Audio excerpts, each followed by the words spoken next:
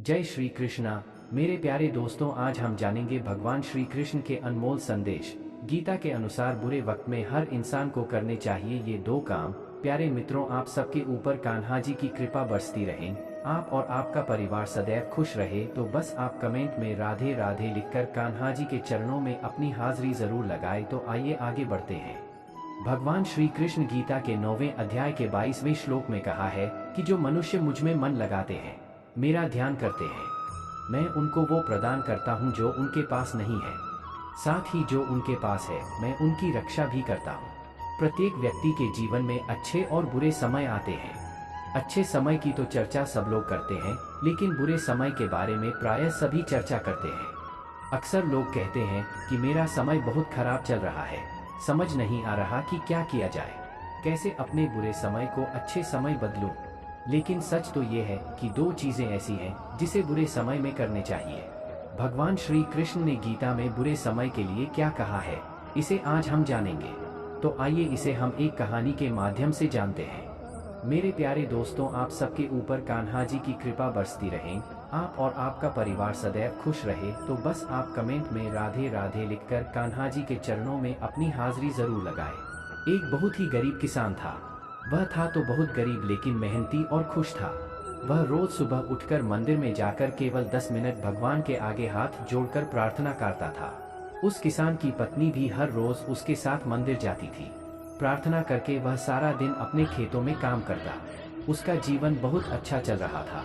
अपनी मेहनत से वह कुछ ज्यादा तो नहीं कमा पाता था, लेकिन फिर भी जितना भी कमाता था उसमें से कुछ पैसे लोगों की भलाई में लगा देता था। एक उस किसान के गांव में बीमारी फैल गई। किसान का एकलौता बेटा बीमार पड़ गया। किसान के गांव में इस बीमारी की इलाज के लिए कोई अच्छा डॉक्टर नहीं था। पास के शहर में उस बालक को ले जाया गया। शहर के इस अस्पताल का इलाज बहुत ही महंगा था। उस बेचारे किसान के लिए अस्पताल और डॉक्टर का खर्चा आदि दे पाना बहुत ही मुश्किल था। किसान दिन प्रतिदिन हिम्मत हारता जा रहा था। एक दिन अस्पताल में बैठे बैठे वह इतना हताश हो गया कि वो जोर जोर से रोने लगा। साथ ही कहने लगा, पता नहीं किस चीज का बदला भगवान मुझसे ले रहे हैं। कभी वह खुद को कोसता तो कभी भगवान को, लेकिन किसान की पत्नी को भगवान पर अटूट विश्वास था। लेकिन किसान को आशा की कोई किरण नजर नहीं आ रही थी। अस्पताल के कुछ दूरी पर ही मंदिर था। किसान की पत्नी हर रोज उस मंदिर में प्रार्थना करने जाती थी, लेकिन किसान का मन प्रार्थना करने का नहीं करता था। डॉक्टर ने उस किसान से कहा, बच्चे के इलाज के लिए 10,000 रुपए की आवश्यकता है।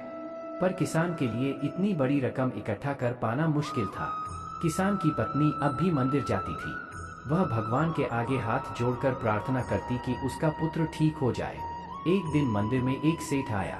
उसने किसान की पत्नी को कहा कि उसने किसान की बात उस दिन अस्पताल में सुनी थी। सेठ को बातों ही बातों में पता चला कि किसान को 10,000 रुपए की जरूरत है। इस पर सेठ ने अपनी जेब से 10,000 निकाल कर देते हुए बोला कि उसके पास इतने रुपए ही हैं।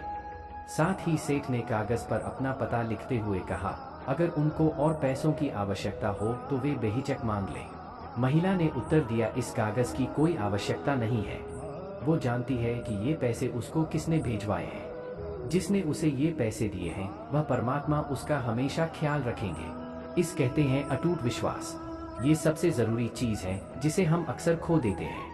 भगवान श्री कृष्ण गीता के 9वें अध्याय के 22वें श्लोक में कहा है कि जो मनुष्य मेरे पर मन लगाते हैं, मेरा ध्यान करते हैं, मैं उनको वो प्रदान करता हूँ जो उनके पास नहीं है।